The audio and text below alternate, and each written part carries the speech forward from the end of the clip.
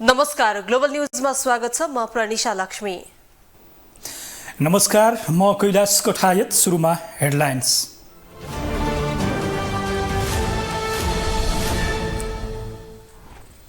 सुन तस्करी प्रकरणको छानबिन समिति बनाउन सत्तारूढ दलको आनाकानी। सदन चल्न नदिने अडानले बैठक नै नबसे स्थगित। संसद भोलि 1 बजेलाई सारियो।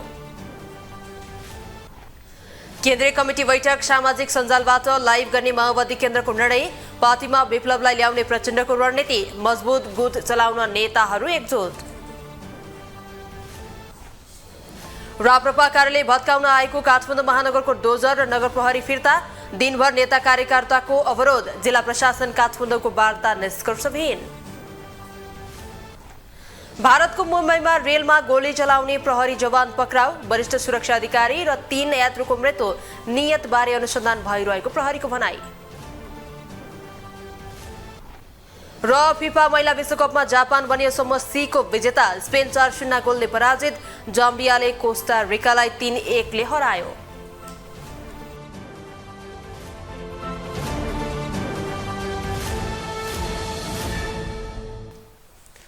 ग्लोबल न्यूज अब विस्तारमा।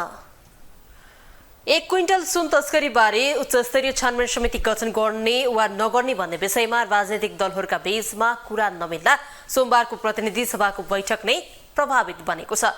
नेकपा एमाले समिति गठन गर्न माग गरेको भए पनि सरकार तयार नभएको र 1 दिनको समय मागेकोले सोमबारको प्रतिनिधि सभा बैठक बस्दै नबसी स्थगित भएको हो। एक रिपोर्ट। 1 क्विन्टल सुन तस्करी प्रकरणको छानबिन गर्न उच्चस्तरीय समिति गठन गर्न माग गर्दै नेकपा एमाले निरन्तर संसद बैठक अवरुद्ध गर्दै आएको छ। यसअघिका बैठक सञ्चालन भए पनि अवरोध गर्दै आएको एमालेकै कारण सोमबारको बैठक भने बस्दै नबसी स्थगित भएको छ। नेकपा एमाले सुन तस्करी प्रकरणमा सरकारका मन्त्रीहरूमाथि समेत छानबिन गर्नुपर्ने भन्दै उच्चस्तरीय समिति गठन गर्न माग गरेको छ। किन समिति बनाउन चाहन्न भने त्यहाँ मन्त्रीहरू भोलि चाहिन सक्छन्, ठुला हाई प्रोफाइलका कर्मचारी चाहिन सक्छन्, नेताहरू चाहिन सक्छन्। त्यही कारणले गर्दा उच्चस्तरीय छानबिन समिति नबनाऊ भन्ने पक्षमा छ सरकार। हामी त्यो कुरा मान्न तयार छैनौँ। नेपाललाई तस्करको अखाडा बनाउने कुरा हामीलाई स्वीकार्य छैन। अन्तर्राष्ट्रिय समुदायमा नेपाल बदनाम भएको छ, तस्करीको हब बन्दैछ। यो कुरा रोक्नुपर्ने छ। छानबिन समिति बनाऊ अनि जे परिणाम आउँछ, जे इन्भेस्टिगेसनबाट जे आउँछ त्यो कुरालाई हामीले हेर्ने, अध्ययन गर्ने, बुझ्ने, आवश्यक कारबाही चलाउने कुरा हुन्छ र कारबाही चलाउने सरकारले नै हो। त्यस कारणले गर्दाखेरि चाहिँ अब हामीले अहिले छानबिन नै भएको छैन भने परिणाम के आउँछ भनेर त्यसमा डिस्कसन गर्नु भन्ने त नानी पाउनुको अहिले कोक्रो बुन्नु अहिले जस्तो भयो तपाईँको प्रश्न। यता उच्चस्तरीय समिति गठन गर्ने विषयमा सत्तारूढ दलकै सांसदहरूको समेत समर्थन देखिन्छ। प्रमुख प्रतिपक्षी दल एमाले उठाएको विषयलाई सकारात्मक रूपमा लिनुपर्ने उनीहरूको धारणा छ। प्रधानमन्त्री कार्यालय अन्तर्गतको राजस्व अनुसरण गरेर छापा मारेर त्यसमा पनि शङ्का भयो भनेर हामीले यसमा अझ डिटेलमा जाऊ। ती अधिकार त्यो चाहिँ तपाईँको त्यहाँ भरिया ट्याक्सी ड्राइभर मात्रै छ कि त्योभन्दा माथिका मान्छे छन् भने हामी भनिरहेका छौँ नि। यता सुन तस्करी प्रकरणमा संलग्न रहेको आरोप सामाजिक सञ्जालमा खेपिरहेका माओवादी केन्द्रका सांसद वर्षमान पुनले भने आफू छानबिनमा सहयोग गर्न तयारै रहेको प्रतिक्रिया दिएका छन्। सम्माननीय प्रधानमन्त्री कमरेड प्रचण्डको नेतृत्वको सरकारले भ्रष्टाचार विरुद्ध र तस्करीका विरुद्ध चलाएको अभियान एउटा नेपाली राजनीति र नेपाली समाजलाई शुद्ध बनाउनको लागि चालिएको अभियान हो। यसमा मेरो पुरै समर्थन छ। यसलाई अझै विस्तार गरिनुपर्छ। जहाँसम्म मलाई मुछियो भन्ने छ, म पनि आश्चर्यमा परेको छु। मेरो कहीँ संलग्नता छैन, कसैले संलग्नता छ भनेर लेखा पनि छैन। तर सबै सामाजिक सञ्जाल हेऱ्यो, मिडिया हेऱ्यो, कसैले आरोप गर्न सक्दैन, जोडिएको कहीँ छ भन्न सक्दैन। तर फेरि विगत 8 वर्ष, गत 8 वर्ष पहिलेको फोटो, पारिवारिक खालको फोटोलाई राखेर हो जस्तो अहिलेसँगै खाएको जस्तो जो देखाएको छ, मेरो त्यसमा आपत्ति पनि छ। सार्वजनिक रूपले पनि बोलेको छु। ठूला राजनीतिक दलका बीचमा आरोप प्रत्यारोप भइरहेका बेला संसदको चौथो ठूलो दल रासोपा भने आफ्नो भूमिका खोजिरहेको छ। सचेतक सन्तोष परियारले एमाले र काङ्ग्रेसका बीचमा भइरहेको विवादले आफ्नो दलको भूमिका समेत कमजोर भएको दाबी गरे। अब उहाँहरूलाई आज यत्रो महिना भइसक्यो समिति बनेको, समिति विधेयकहरू सबै समितिमा छ, तर समितिले चाहिँ नि सरकारले समितिको सभापति पनि दिइरहेको छैन। यसो गर्दाखेरि जुन काम गर्नुपर्ने हो, जुन कानुन निर्माण गर्ने संसद हो, संसदको प्रभावकारिता छैन। मैले त आजको प्रधानमन्त्रीसँगको भेटमा पनि समितिको सभापति चाँडै गरौँ है, किन हामीले विधि बनाउन सकेनौँ, हामीले विधेयकहरू कायम पाएनौँ भनेको छु। तर शहरी विकास मन्त्री सीता गुरुङले भने सुन तस्करी प्रकरणमा सबैलाई कारबाही हुने बताएकी छिन्। अब सरकारले काम नगरेको भए त सुन बराबरै हुन्थेन नि। अब त्यस पछाडि अहिले अनुसन्धान अगाडि बढिरहेको छ, दिनानुदिन जहाँ चाहिँ दोषीहरू छन् पक्रिरहेको अवस्था। त्यसो भएपछि अनुसन्धानलाई तीव्र अगाडि बढाइएको छ। अनि त्यस्तो कुरा नै हुन्छ र जसलाई चाहिँ दोषी हुन्छ त उनीहरूलाई अनुसन्धानको लागि त लगिहाल्छ नि। त्यसमा कहाँ पार्टी दोष गर्ने कुरामा पनि पार्टी हुन्छ र। 1 क्विन्टल सुन तस्करी प्रकरणका बारेमा नेपाल प्रहरी राजस्व अनुसन्धान विभागले छानबिन गरिरहेका छन्। अहिलेसम्म 16 जनाभन्दा बढीलाई पक्राउ गरेर अनुसन्धान भइरहेको भए पनि एमाले भने अर्थमन्त्री र गृहमन्त्रीमाथि समेत छानबिन गर्नुपर्ने माग गरिरहेको छ। राष्ट्रिय स्वतन्त्र पार्टीका सभापति रवि लामिछानेले सरकारले आफ्नो पार्टीको दबावमा परेर मात्रै पुराना भ्रष्टाचारको फाइल खोल्न बाध्य भएको बताएका छन्। सोमबार काठमाडौँमा आयोजित पार्टीको सुदूरपश्चिम काठमाडौँ सम्पर्क भेलामा सभापति लामिछानेले आफ्नो पार्टीले भ्रष्टाचार विरुद्ध बुलन्द आवाज उठाएपछि सरकार पनि बाध्य भएर भ्रष्टाचारको पुराना फाइल खोल्न अघि सर्नु परेको जिकिर गरेका हुन्। उनले भ्रष्टाचारको फाइल नखोल्ने हो भने 2084 सालको निर्वाचनमा आफूहरूको हविगत कमजोर हुने देखेपछि सरकार र अन्य राजनीतिक दलहरू पनि भ्रष्टाचार विरोधी अभियानमा लागेको बताए। सभापति लामिछानेले आगामी निर्वाचनसम्म सुशासनको क्षेत्रमा सरकारले केही काम गरे आफ्नो पार्टीका लागि खुसीको कुरा हुने समेत बताए। पुराना भ्रष्टाचारका फाइलहरू खोल्नमा प्रेरणा दिएकै हुनुपर्छ र लागेको हुनुपर्छ कि अहिले फाइल खोलिएन भने 84 सम्म त के हो भन्ने लागेकै हुनुपर्छ। त्यसकारणले यो सङ्केत देखेकै छ। ठिक छ, हामी खुसी छौँ। हामीले निर्वाचन जानु अगाडि उठाएका विषयहरूमा सरकारले आउने निर्वाचनसम्म नै धेरै सरसफाइ गर्न सकेछ भने हाम्रो काम सजिलो नै हुनेछ। किनकि नेपाली जनताले अब जुन किसिमको एउटा समृद्धिको खाका कोरेका छन् र त्यो समृद्धिको खाका कोर्नुभन्दा अगाडि जुन किसिमको सुशासनको प्रतिबद्धता चाहिन्छ त्यसको छनक देख्न पाएको हुनाले हामी यसमा खुसी नै छौँ। हामीले यसमा दुःख मनाउ गर्नुपर्ने कुरा केही पनि छैन। सभापति लामिछानेले आफ्नो पार्टीले आगामी निर्वाचनसम्ममा विदेशमा बस्ने नेपालीहरूलाई मतदान गर्नका लागि आवश्यक व्यवस्था मिलाउने प्रयास गरिरहेको बताएका छन्।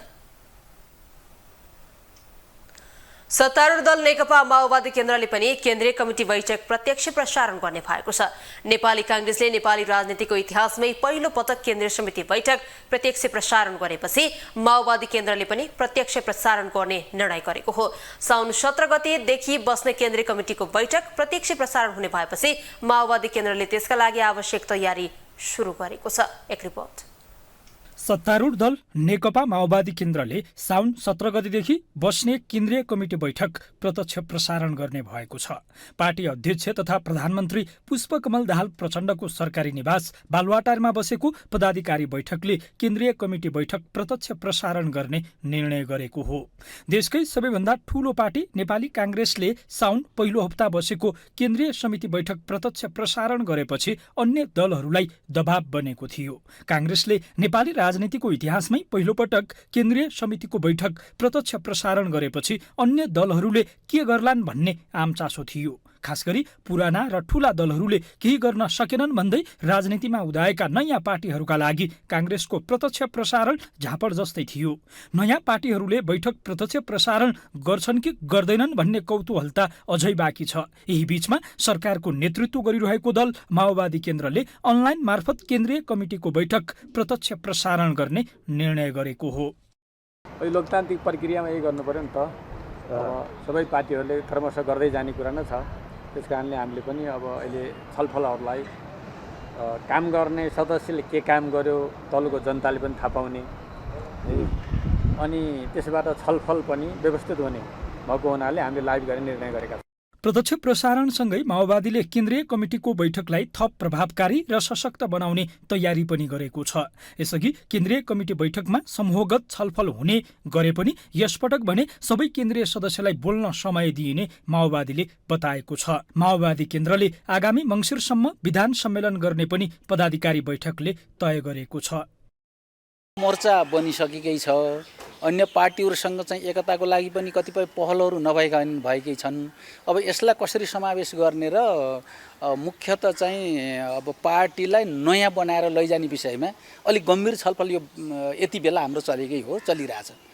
माओवादी केन्द्रले पार्टीको विधान अनुसार केन्द्रीय कमिटीमा महिला प्रतिनिधित्व 35% पुग्ने दावी गरेको छ। त्यसका लागि यसपटक माओवादी केन्द्रीय कमिटीमा महिला सदस्य थपिनेछ। अब माओवादीको केन्द्रीय कमिटीमा कम्तीमा 140 जना महिला हुनेछन् भने माओवादीको केन्द्रीय कमिटी 407 सदस्यीय बन्नेछ। ग्लोबल टेलिभिजनका लागि कैलाश कठायत, काठमाडौँ। आउँदो बुधबारबाट नेकपा माओवादी केन्द्रको केन्द्रीय कमिटी बैठक बस्ने तयारी भइरहेका बेला पार्टीभित्रको असन्तुष्टि भने चुलिदो छ। खास गरी अध्यक्ष पुष्पकमल दाहालसँग उपमहासचिवद्वय जनार्दन शर्मा र वर्षमान पुन असन्तुष्ट छन्। पार्टीभित्र बढ्दो असन्तुष्टि र अन्तर्विरोधका कारण यसपटकको केन्द्रीय कमिटी बैठकलाई चासोका साथ हेरिएको छ। एक रिपोर्ट। प्रधानमन्त्री तथा नेकपा माओवादी केन्द्रका अध्यक्ष पुष्पकमल दाहाल प्रचण्ड विरुद्ध अहिले पार्टीभित्र र बाहिर असन्तुष्टिका स्वरहरू सुनिन थालेका छन्। पार्टी बाहिर प्रमुख प्रतिपक्षी दल नेकपा एमाले प्रधानमन्त्री प्रचण्ड विरुद्ध आक्रामक छ। पार्टीभित्रै पनि प्रचण्डसँग असन्तुष्ट हुनेहरूको जमात ठूलो छ। पार्टीभित्र पेलानमा परेको भन्दै उपमहासचिवद्वय जनार्दन शर्मा र वर्षमान पुन असन्तुष्ट छन्। कुनै बेला माओवादीभित्र एक अर्काको आलोचक र प्रतिस्पर्धी रहेका पुन र शर्मा अहिले भने एउटै बाटोमा छन्। प्रचण्डले नेत्रविक्रम चन्द विप्लवलाई काखी च्यापेपछि भविष्यमा माओवादी केन्द्रको नेतृत्व हाँक्ने सपना बोकेका शर्मा र पुन असन्तुष्ट बनेका हुन्। उनीहरूले सार्वजनिक मञ्चबाटै प्रचण्डमाथि असन्तुष्टि पोखिरहेका छन्। माओवादी केन्द्रभित्र अहिले नेकपासँग एकता हुने र विप्लव महासचिव बन्ने चर्चा चलेको छ। हुन पनि पछिल्लो समय प्रचण्ड र विप्लव एक अर्काको प्रशंसा गर्दै हिँडिरहेका छन्, जसका कारण पनि प्रचण्डले विप्लवलाई पार्टीको महासचिव बनाउने तयारी गरेको आशंकामा बल पुगिरहेको छ। विप्लवसँग एकता गर्ने चर्चाले अहिले माओवादी केन्द्र तरङ्गित छ। यो तरङ्गले माओवादीभित्र लामो समयसम्म प्रतिस्पर्धी सम्बन्ध रहेका दुई उपमहासचिव शर्मा र पुनलाई नजिक ल्याइरहेको छ। पछिल्लो समय प्रधानमन्त्री समेत रहेका अध्यक्ष प्रचण्डले दिइरहेका अभिव्यक्तिले उनीहरू चिढिएका छन्। पुन र शर्मा दुवैलाई पार्टीमा आफ्नो भविष्य के हुने हो भन्ने चिन्ताले झस्काएको छ। माओवादी वृत्तमा अहिले पार्टीभित्र चरम असन्तुष्टि देखिएको चर्चा भइरहेको छ। तर स्वयं उपमहासचिव वर्षमान पुन भने पार्टीभित्र कुनै असन्तुष्टि नरहेको, तर आफू र जनार्दन शर्माको नजिकिएको सम्बन्धलाई अन्यथा लिन नहुने बताउँछन्। हिजो मिल्न दिनु भएन भन्नुपर्छ, आज मिल्दा फेरि फुटाउनु खोज्नु भएको छ भन्नुपर्छ, अथवा हामी दुईजना मिल्यौँ भने कारण यिनीहरू मिलेर मजबुत हुन लाग्यो भनेर हामीलाई विभिन्न आरोप लगाइयो मिडियामा भन्नुपर्ने हुन्छ। त्यसो होइन कि अहिले हामी पार्टीका नेताहरू मिलेका छौँ, सरकारलाई सहयोग गरिरहेका छौँ, प्रधानमन्त्रीलाई सहयोग गर्छौँ, हामी दुईजना नेता पनि मिलेका छौँ, अरू नेता पनि जसरी मिडियामा आएको जस्तो हाम्रो त्यस्तो चाहिँ मतभेद पनि हिजो थिएन। आज फेरि चाहिँ हामी मिलेर कसैलाई घेराबन्दी या दबाब भन्ने गरिन्छ नि त्यस्तो केही गर्नु। शर्मा र पुन कुनै बेला प्रचण्डका लागि दुवै उत्तिकै प्यारा थिए, तर अहिले प्रचण्डले विप्लवलाई काखी च्याप्दा पुन र शर्मा असन्तुष्ट बनेका हुन्। उनीहरूले अर्का नेता शक्तिबहादुर बस्नेतलाई साथमा लिएर प्रचण्ड विरुद्ध गुट नै बनाएको चर्चा माओवादी केन्द्रभित्र चलेको छ। ग्लोबल टेलिभिजनका लागि कैलाश कठायत, काठमाडौँ। मध्य प्रदेश सरकारमा 2 मन्त्री थपिएका छन्। मुख्यमन्त्री सरोज कुमार यादवले आज 2 मन्त्री नियुक्त गरेका हुन्। यो सँगै मध्य प्रदेश सरकारले पूर्णता पाएको छ। सोमबार काङ्ग्रेसका मोहम्मद समीम गृह, सञ्चार तथा कानुन मन्त्री र जनमत पार्टीका चन्दन सिंह श्रम तथा यातायात मन्त्री नियुक्त भएका हुन्। नवनियुक्त मन्त्रीहरूले प्रदेश प्रमुख हरिशङ्कर मिश्रबाट पद तथा गोपनीयताको शपथ लिएका छन्। मधेसमा 5औं पटक मन्त्री परिषद विस्तार भएको हो, यद्यपि सबै मन्त्रीले जिम्मेवारी भने पाइसकेका छैनन्। यसअघि जसपाबाट बिना विभागीय मन्त्रीको जिम्मेवारीमा रहेकी सरिता कुमारी शाहलाई मुख्यमन्त्री तथा मन्त्री परिषदको कार्यालयमा पठाइएको छ।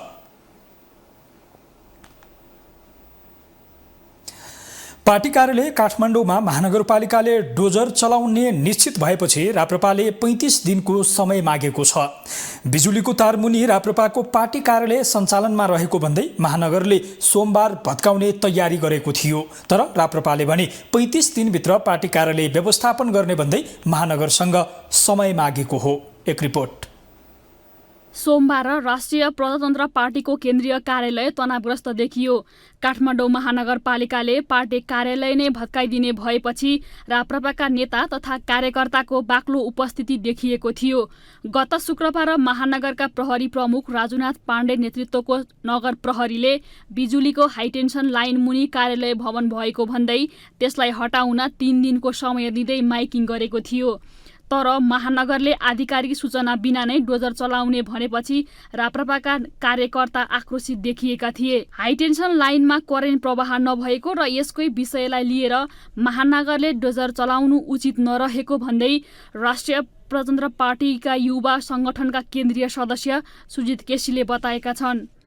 महानगरको तर्क के छ भने हाइटेन्सन लाइनको मुनि भएको कारणले यो माथि रहेको लाइनमा करेन्ट छैन, हाइटेन्सन लाइन यसलाई भन्नै मिल्दैन। अनि अर्को बाटो मिच्या छैन। अब यो जग्गा तपाईँको कुनै सरकारी जग्गा मिचेर बनाएको होइन होइन, यो त राप्रपाले एकजना हाम्रो नेताबाट प्राप्त गर्नु हो सहयोग स्वरूप र विभिन्न नेता कार्यकर्ताबाट आर्थिक सहयोगबाट रगत पसिनाले बनाएको भवन हो होइन। यसमा विधि पद्धति पुगेको छैन, नक्सा पास भएको छैन भने यसलाई विधि पद्धति पुऱ्याएर नक्सा पास गराएर त्यसमा लाग्ने जरिवाना गराएर गर्ने हो होइन। होइन भने तपाईँको अब हाई टेन्सन लाइनकै विषयलाई मात्रै गरेर गर्ने हो भने त सयौँवटा घर यो लाइनको मुनि छ। अब के बालन शाहले सयौँवटा घर भत्काउँदै जानुहुन्छ। महानगरले कार्यालय भत्काउने खबरपछि राष्ट्रिय प्रजातन्त्र पार्टीका नेता कार्यकर्ताहरू केन्द्रीय कार्यालय आइपुगेका थिए। त्यस्तै पार्टीका कार्यकर्ताहरूले सडकमा गाडी राखेर अवरोधसम्म गरेका थिए। राष्ट्रिय प्रजातन्त्र पार्टी युवा संगठन सदस्यले सहप्रमाण लिएर मात्र संरचना भत्काउन चेतावनी दिए। उहाँले भत्काउनलाई पाउनुहुन्छ, हामी उहाँको विरोधी होइनौँ, हामी उहाँप्रति समर्थन गर्छौँ, सद्भाव छ, हाम्रो सहयोग छ होइन। हामीले उहाँले गरेका विगतका कामलाई पनि हामीले समर्थन गरेका छौँ। तर के हो भने उहाँले के कुरा बुझ्नुपर्छ भने यो विधिको शासन हो होइन। हामीले पनि कानुन मान्नुपर्छ, राप्रपाले पनि मान्नुपर्छ, बालेनले पनि मान्नुपर्छ। त्यसको लागि बालेनले पनि तपाईँको महानगरले प्रक्रिया पुऱ्याएर होइन चिठी पठाउने यो कारणले गर्दाखेरि राप्रपाको पार्टी कार्यालय चाहिँ हटाउनु पर्ने हो। तपाईँहरू आफै हटाउनुहुन्छ कि हामी हटाउँछौँ भनेर भन्ने, त्यसमा हामीले पनि आफ्नो राख्छौँ होइन। हामीले पनि आफ्नो हाम्रो दाबी राख्छौँ। अनि त्यो दाबी राख्दाखेरि कानुन हेर्ने, विद्यमान कानुनलाई हेर्ने, अब व्यवहारिकतालाई हेर्ने, त्यो सबै कुरा हेर्दाखेरि ल राप्रपा पार्टी कार्यालय भत्काउनु पर्ने छ भन्ने भयो भने राप्रपा आफैले भत्काउँछ होइन। त्यो एउटा के हो भने त्यसरी अब आउने राप्रपा पार्टी कार्यालय आएर 3 दिनको म्याद दिएर माइकिङ गर्ने होइन, त्यो कुरा त अलिकति जायज भएन नि। यसअघि गत शुक्रबार बिजुलीको हाइटेन्सन लाइन मुनि कार्यालय भवन रहेको भन्दै महानगरले सोमबारसम्म पार्टी कार्यालय रहेको भवन खाली गर्न माइकिङ गरेको थियो। पार्टी कार्यालय भत्काउन महानगरले डोजर लिएर आउने खबर आएपछि सोमबार राष्ट्रिय प्रजातन्त्र पार्टीका केही नेताहरू महानगर पुगेर कानुन बमोजिम 35 दिन समय उपलब्ध गराउन माग गर्दै लिखित पत्र बुझाएका छन्। ग्लोबल टेलिभिजनका लागि क्यामेरामा गणेश पूर्वछाने मगरका साथमा जुनिसा कोइराला, काठमाडौँ। संसदको चौथो ठुलो दल राष्ट्रिय स्वतन्त्र पार्टीका सभापति रवि लामिछानेको क्रेज बढ्दो छ। टेलिभिजन कार्यक्रम मार्फत उदाएका लामिछाने पछिल्लो समय नेपाली राजनीतिमा समेत उदाएका छन्। गत वर्ष असार 7मा पार्टी खोलेर राजनीतिमा होमिएका लामिछानेलाई नेपाली राजनीतिमा भावी प्रधानमन्त्रीका रूपमा समेत हेर्न थालिएको छ। उनै लामिछाने यति बेला पार्टी संगठन विस्तारमा जुटेका छन्, जहाँ उनको क्रेज उल्लेख्य भेटिएको छ। एक रिपोर्ट। कुनै समय थियो नेपाली राजनीतिमा सबैका आदर्श पात्रका रूपमा थिए प्रधानमन्त्री एवं माओवादी केन्द्रका अध्यक्ष पुष्पकमल दाहाल प्रचण्ड, पूर्व प्रधानमन्त्री तथा नेकपा एमालेका अध्यक्ष केपी शर्मा ओली र पूर्व प्रधानमन्त्री तथा समाजवादी पार्टी नेपालका अध्यक्ष बाबुराम भट्टराई। तर यति बेला भने समय फेरिएको छ।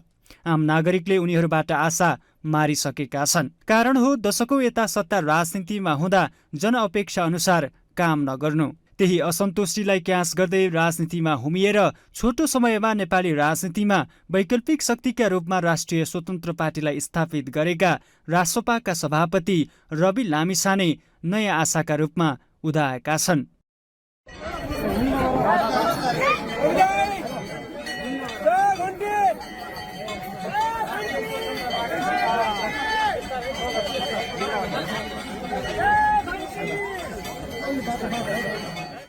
पुराना राजनीतिक दलहरूले दशकौंदेखि सत्ताको बागडोर सम्हाल्दा समेत जनभावना अनुरूप काम गर्न नसक्दा रासपाप्रति जनविश्वास बढिरहेको देखिन्छ। सत्ता राजनीतिमा असफल भएपछि रासपा सभापति लामिछाने पछिल्लो समय पार्टीको संगठन विस्तार र मिसन 2084 लिएर जनताको घरदैलोमा पुगिरहेका छन्। रासपा सभापति रवि लामिछाने यतिबेला संगठन विस्तारका लागि देश दौडाहामा छन्। सुदूरपश्चिम प्रदेशको अछाम, कञ्चनपुर, धनगढी लगायतका विभिन्न जिल्लामा पुगेर संगठनलाई पूर्णता दिएका लामिछानेलाई जनताले बाजागाजा सहित स्वागत गरे भने कतिपयले भावी प्रधानमन्त्रीका रूपमा समेत हेरिरहेका छन्।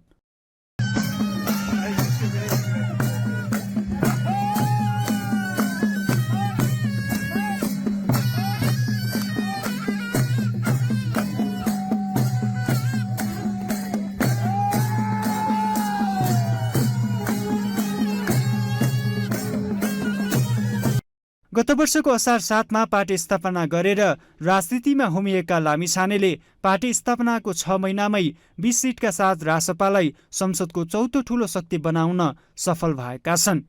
त्यसपछि गत वैशाख 10 को उपचुनावमा थप 1 सिट हात पारे, जहाँ शीर्ष राजनीतिक दलको घेराबन्दी तोड्न सफल भएको थियो रासपा। त्यस्तै पार्टी स्थापनाको 1 वर्षमै 2,50,000 भन्दा बढी पार्टी सदस्यता पुगेको बताउने रासपामा जनआकर्षण समेत रासपाभित्र जनआकर्षण बढिरहँदा रासपा सभापति लामिछाने 2084 को चुनावमा रासपाले बहुमत ल्याउने बताइरहेका छन्। यो पार्टी कुनै साधारण परिस्थितिमा जन्मिएको पार्टी होइन। यो पार्टी कसैलाई पोस्न पाल्न बनेको पार्टी पनि होइन।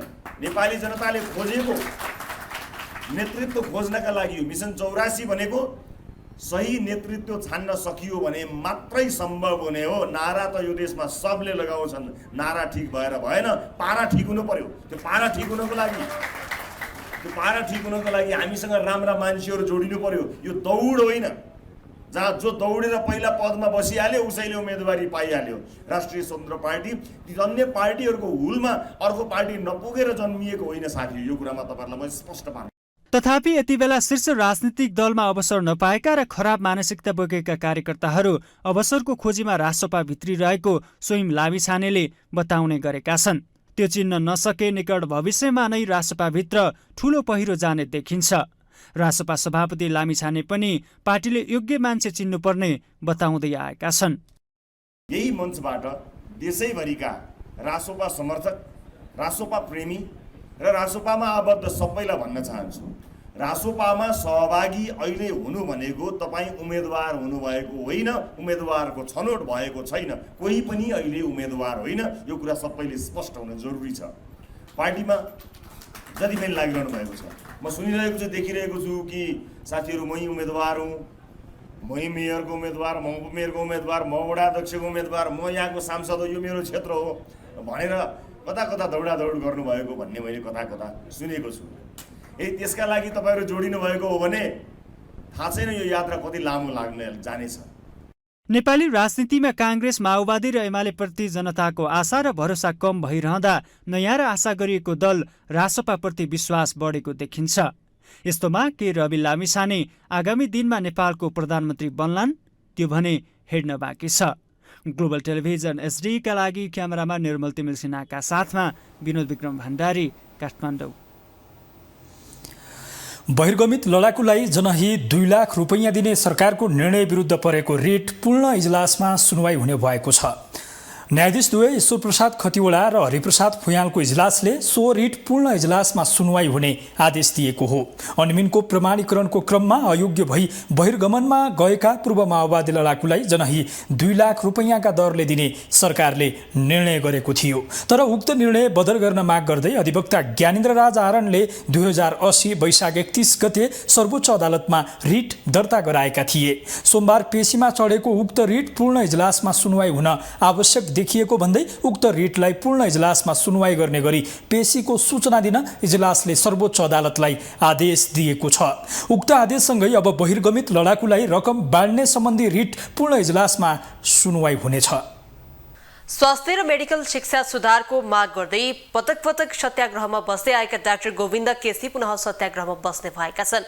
यसअघि सरकारले चिकित्सा शिक्षा सुधारका लागि गरेका सहमति कार्यान्वयन गर्न उनले 14 दिनको समय सीमा दिएका छन्। सोमबार पत्रकार सम्मेलन गर्दै केसीले राज्यले यसअघि गरेका सम्झौता कार्यान्वयन नगरेको भन्दै फेरि अनसन बस्ने चेतावनी दिएका हुन्। एक रिपोर्ट।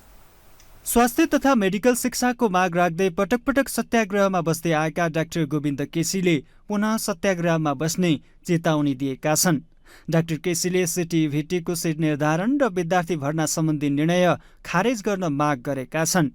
सोमबार पत्रकार सम्मेलन र विज्ञप्ति जारी गरी उनले सिटिभिटीमा भर्ती भएका पार्टी कार्यकर्ता तथा माफियाहरूले अवैध रूपमा सिट निर्धारण र भर्ना प्रक्रिया अघि बढाउँदा शिक्षा मन्त्रीले केही गर्न नसक्नुले आशंका बढाएको बताएका छन्। डाक्टर केसीले सिटिभिटीको सिट निर्धारण र भर्ना प्रक्रिया खारेज गर्न र दोषी पदाधिकारीहरूलाई बर्खास्त गर्न माग गरेका छन्। डाक्टर केसीले चिकित्सा शिक्षा आयोगमा उपाध्यक्ष नियुक्तिका लागि 1 हप्ताभित्र सिफारिस समिति बनाउन र हालका उपाध्यक्षको पदावधि सकिनु अगाडि नै छनौटको प्रक्रिया टुङ्ग्याउन पनि माग गरेका छन्। पछिल्लो समय चिकित्सा क्षेत्रको मुख्य नियामक निकाय चिकित्सा शिक्षा आयोगलाई निस्तेज पार्ने र चिकित्सा शिक्षा ऐनका प्रावधानहरू उल्ट्याउने सङ्गठित प्रयास भइरहेको छ। आयोगका सह अध्यक्ष रहेका शिक्षा मन्त्री समेत बलिय जिम्मेवारीबाट च्युत भएर माफियाहरूको त्यस्तो प्रयासमा साथ दिइरहेको आशंका उत्पन्न भएको छ। स्वास्थ्य शिक्षाका विभिन्न विषयहरूमा सिटिभिटीमा भर्ती भएका पार्टी कार्यकर्ता तथा माफियाहरूले अवैध रूपमा अघि बढाएको सिट निर्धारण र भर्ना प्रक्रिया रोक्न शिक्षा मन्त्रीले केही नगर्नु तथा उनीहरूलाई दण्डित गर्नुको सट्टा संरक्षण गर्नुले त्यस्तो आशंका जन्माएको हो। डाक्टर केसीले 2079 असोज 8 गते आफूसँग सरकारले गरेको सहमति कार्यान्वयन गर्न पनि माग गरेका छन्। त्यति बेला सरकारले केसीसँग सबै प्रदेशमा सरकारी मेडिकल कलेज वा प्रतिष्ठान पुर्याउने तथा सञ्चालनमा ल्याउने एकीकृत स्वास्थ्य शिक्षा विज्ञान प्रतिष्ठान र पदाधिकारी नियुक्तिको मापदण्ड सम्बन्धी कानुन बनाउने, चिकित्सा शिक्षालाई नाफारहित बनाउने र स्वार्थको द्वन्द्व रोक्न कानुनी व्यवस्था गर्ने सहमति गरेको थियो। त्यस्तै सरकारी अस्पतालमा विद्यमान शैय्या अनुरूप स्थायी दरबन्दीको व्यवस्था गर्ने, सरकारी स्वास्थ्य संस्थाहरूबाट निःशुल्क औषधि तथा उपचार प्रदान गर्ने पनि सहमति भएको थियो। सहमति अनुसार माग पूरा नभए 29 साउनदेखि अनसन सुरु गर्ने डाक्टर केसीले चेतावनी दिएका छन्। यसैबीच दलीय कार्यकर्ता भर्ती केन्द्र बनेका राज्यका अरू नियामक निकायहरू समेत चिकित्सा शिक्षा आयोगलाई अटेरी गरेर मेडिकल माफियाको भाषा बोल्नु संयोग मात्र नभई मेडिकल शिक्षा सुधारमा अहिलेसम्म भएको सुधारलाई उल्ट्याउने भ्रष्ट र आपराधिक प्रवृत्तिका राजनीतिक दलहरूको सङ्गठित प्रयास भएको देखिन्छ। त्यसैले सिटिभिटीको सिट्स निर्धारण र विद्यार्थी भर्ना सम्बन्धी अवैध निर्णय खारेज गर्न, दोषी पदाधिकारीहरूलाई बर्खास्त गर्न तथा चिकित्सा शिक्षा आयोगका उपाध्यक्ष नियुक्तिका लागि 1 हप्ताभित्र सिफारिस समिति बनाउन र हालका उपाध्यक्ष पदावधि सकिनु अगाडि नै छनौटको प्रक्रिया टुङ्ग्याएर आयोग 1 दिन पनि नेतृत्वविहीन नहुने गरी नियुक्ति गर्न सरकारलाई अल्टिमेटम दिन चाहन्छौँ। 2079 असोज 8 गते तथा विगतमा भएका सम्झौताहरू कार्यान्वयन गर्न माग गर्दछौँ। यी सबै मागहरू पुरा नभएमा यही साउन 29 गतेदेखि सत्याग्रह सुरु गर्ने जानकारी गराउन चाहन्छौँ। डाक्टर केसीले यसअघि दर्जनौं पटक नेपालको चिकित्सा क्षेत्र सुधारको माग राख्दै आमरण अनसन बसेको इतिहास रहेको छ। तत्कालीन सरकारले पटक पटक डाक्टर केसीले उठाएका मागको सम्बोधन गरे पनि कालान्तरमा कार्यान्वयन भइरहेको छैन। डाक्टर केसीकै अगुवाईमा दुर्गम भेगमा समेत MBBS पढाइ हुन थालेको छ, जसका कारण डाक्टर गोविन्द केसीले सर्वसाधारणबाट चौतर्फी प्रशंसा पाएका थिए। ग्लोबल टेलिभिजन SD का लागि क्यामेरामा गणेश पूर्वछाने मगरका साथमा विनोद विक्रम भण्डारी, काठमाडौँ। सञ्चार तथा सूचना प्रविधि मन्त्री रेखा शर्माले सूचना प्रविधिको विकासका लागि राष्ट्रिय प्राथमिकतामा राखेर काम गरिरहेको बताएकी छन्। सोमबार सर्वाङ्गीण विकास अध्ययन संस्थाले आयोजना गरेको कार्यक्रममा मन्त्री शर्माले सरकारले व्यवस्थित रूपमा ऐन कानुनहरूलाई परिमार्जन गरेर सूचना प्रविधिको क्षेत्रलाई व्यवस्थित गरी मुलुकको अर्थतन्त्रको महत्त्वपूर्ण आधार बन्ने बताएकी हुन्। उनले सूचना प्रविधिको विकासका लागि सरकारले हरसम्भव प्रयास गरिरहेको बताइन्। मन्त्री शर्माले अब नेपालबाट विदेशमा श्रमिक नभएर सेवा निर्यात गर्न सक्नुपर्ने बताएकी छन्। भने व्यवस्थित तरिकाले हाम्रा ऐन कानुन सबैलाई परिमार्जन गरेर यस क्षेत्रलाई व्यवस्थित गर्ने हो भने नेपालको अर्थतन्त्रको असाध्यै महत्त्वपूर्ण आधारको रूपमा सूचना र प्रविधिको क्षेत्र स्थापित भएको छ र यसलाई गर्नुपर्छ भन्ने लागेको छ। आज सार्वजनिक भएको प्रतिवेदनको तथ्यले पनि यो कुराको थप पुष्टि गरेको छ। अब हामी नेपालबाट श्रमिक होइन सेवा निर्यात गर्न सक्छौँ। नेपाल राष्ट्र बैंकका गभर्नर महाप्रसाद अधिकारीले सूचना प्रविधि नेपालमा विदेशी मुद्रा आर्जनको प्राथमिक क्षेत्र हुन सक्ने बताए। उनले नेपालमा पछिल्लो समय ई-कमर्स डिजिटल कारोबार वृद्धि हुँदै गएको भन्दै सूचना प्रविधिको विकास र विश्व अर्थतन्त्रमा सूचना प्रविधिले सृजना गरेको लाभसँग नेपाल जोडिन सके ठूलो लाभ लिन सक्ने सम्भावना रहेको बताए। Generate employment opportunity and expedite income growth, but also can be a primary as well as sustainable source of foreign currency in the developing economies. The sector is potential for due to fast expanding market of IT services across the world. Governor अधिकारीले नेपाल सरकार आफैले सूचना प्रविधिको क्षेत्रलाई प्राथमिकता दिएर आन्तरिक बजार लक्षित गतिविधि पनि बढ्दै गएको बताएका छन्। कृषि तथा पशुपक्षी विकास मन्त्री डाक्टर बेदुराम भुसालले सरकारसँग 284 मेट्रिक टन रासायनिक मल मौजात रहेको दावी गरेका छन्। सोमबार प्रतिनिधि सभा अन्तर्गतको अर्थ समिति बैठकमा बोल्दै मन्त्री भुसालले सरकारसँग 284 मेट्रिक टन रासायनिक मल मौजात रहेको भन्दै मल अभाव नरहेको दावी गरेका हुन्। मन्त्री भुसालले सरकारले आयात गरेको मल गुणस्तरीय रहेको बताएका छन्। संघीय सरकारले रासायनिक मल आयात गरेर वितरणको जिम्मा स्थानीय तहलाई दिए पनि स्थानीय तहले राम्रो काम गर्न नसकेको उनको भनाइ छ। 184 मेट्रिक टन मल मौजात छ। त्यसको अहिले हामीसँग चाहिँ यो कुल हिसाब मात्रै हाम्रो हातमा छ। मान्यज्यूले चाहनुहुन्छ भने हामी चाहिँ कुन डिपोमा कति छ भन्ने पनि त्यसको विवरण दिन सक्छौँ। कुन जिल्लाको कुन डिपोमा कति मल छ भन्ने विवरण पनि हामीसँग छ। हामी चाहिँ चाहियो भने हामी समितिलाई उपलब्ध गराइदिन सक्छौँ। त्यसकारणले मलको अभाव छैन। यति कुरा म चाहिँ यसलाई चाहिँ अलिकति कमसेकम यति भएको हो भन्ने गरी नै भन्न चाहन्छु कि गत वर्ष जस्तो अवस्था अहिले छैन। अहिले कमसेकम पनि मल आयात भएको छ र मान्यज्यूलाई थाहा छ कि सङ्घीय सरकारले मल आयात गर्ने मात्रै हो, वितरण गर्ने सङ्घीय सरकारले होइन। वितरण गर्ने जिम्मा हामीले स्थानीय तहलाई दिएका छौँ। मन्त्री भुसालले समयमा मल आयात हुन नसकेर अभाव सृजना भएको भन्दै समयमा मल नआउनुको मुख्य कारण समयमा बजेट नपाउनु भएको बताए। मल आयात गर्न कम्तीमा 227 दिन लाग्ने गरेको उनको भनाइ छ।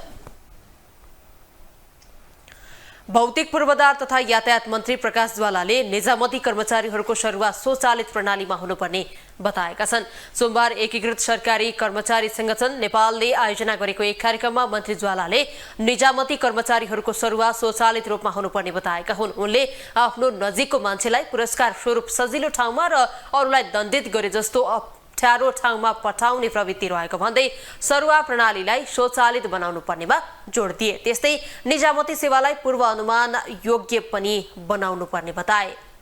मागी खाने भाँडो जस्तो भएको छ। वास्तवमा यो सिस्टममा नल्याएसम्म, सिस्टममा नडालेसम्म, स्वचालित नबनाएसम्म यो वास्तवमा चाहिँ यो सबैको टेन्सनको विषय नै हुन्छ।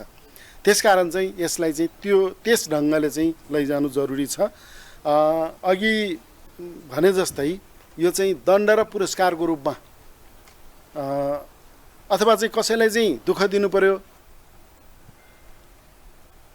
संसदको यही अधिवेशनमा संघीय निजामती ऐन ल्याउने तयारीमा सरकार लागेको पनि उनको भनाइरहेको छ। अब international news.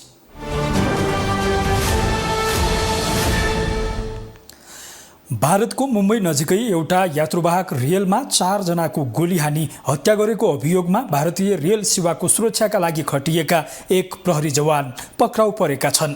Railway protection force आरटीएफमा कार्यरत चेतन कुमारमाथि एक वरिष्ठ सुरक्षा अधिकारी र 3 यात्रुको गोली हानी हत्या गरेको आरोप छ। उनको नियतबारे अनुसन्धान भइरहेको र मृतकहरूको पहिचान गर्ने प्रयासमा आफूहरू रहेको भारतीय प्रहरीले बताएको छ। भारतीय रेल सेवामा यात्रु र सम्पत्तिको सुरक्षाका लागि आरटीएफका सुरक्षाकर्मीहरू परिचालित गरिन्छ।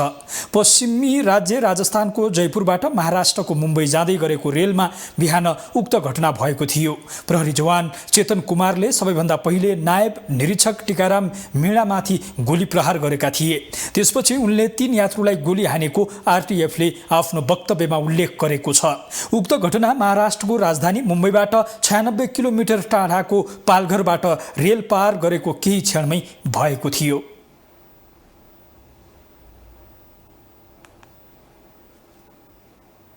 अब स्पोर्ट्स न्यूज।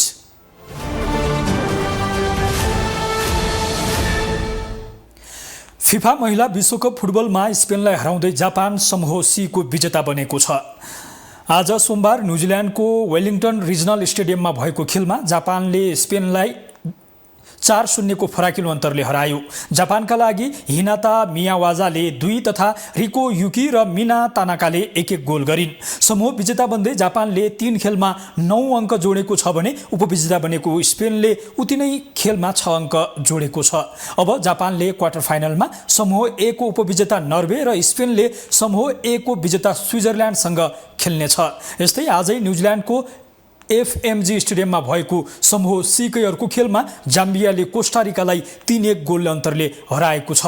विश्वकपमा जाम्बियाको यो पहिलो जित हो। जाम्बियाका लागि लुसोमो एमबिम्बा र बन्दारा रिचेल कुन्दा जान्नेले गोल गरिन्। कोस्टारिकाका डम्टे मलेसियाले सान्तोना गोल गरिन्। जाम्बिया 3 अङ्कसहित तेस्रो स्थानमा रहेर प्रतियोगिताबाट बाहिरिँदा कोस्टारिका अङ्कविहीन हुँदै प्रतियोगिताबाट बाहिरिएको छ।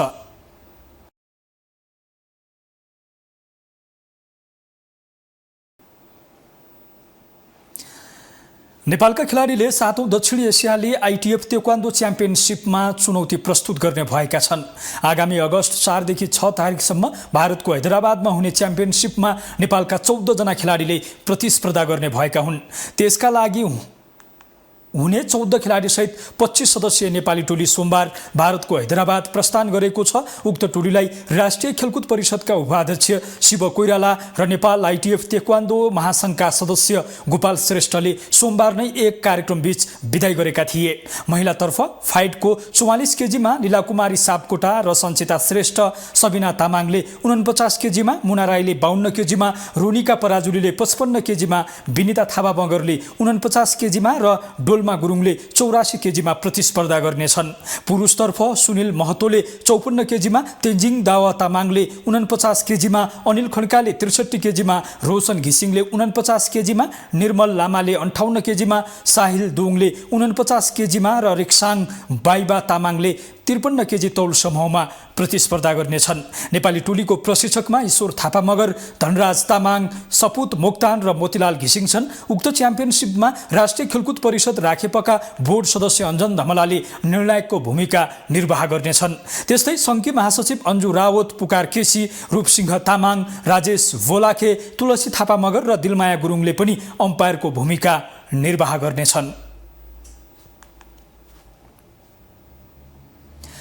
ग्लोबल न्यूजको अन्त्यमा हेडलाइन्स पुनः एकपटक।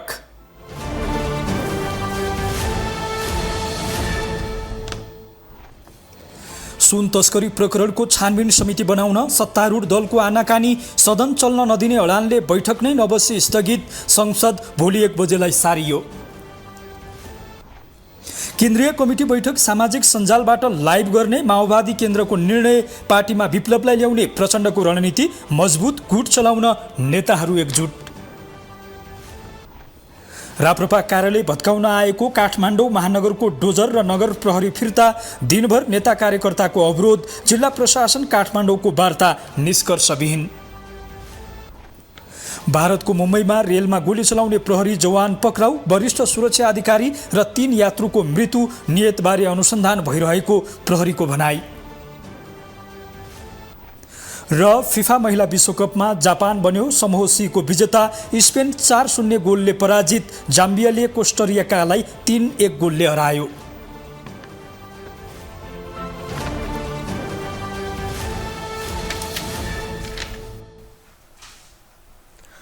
ग्लोबल न्यूज अहिलेलाई यति नै। ग्लोबल टेलिभिजन तपाईँ फेसबुक तथा युट्युबमा पनि प्रत्यक्ष रूपमा हेर्न सक्नुहुनेछ। ग्लोबल टेलिभिजन हेर्दै गर्नुहोला। नमस्ते।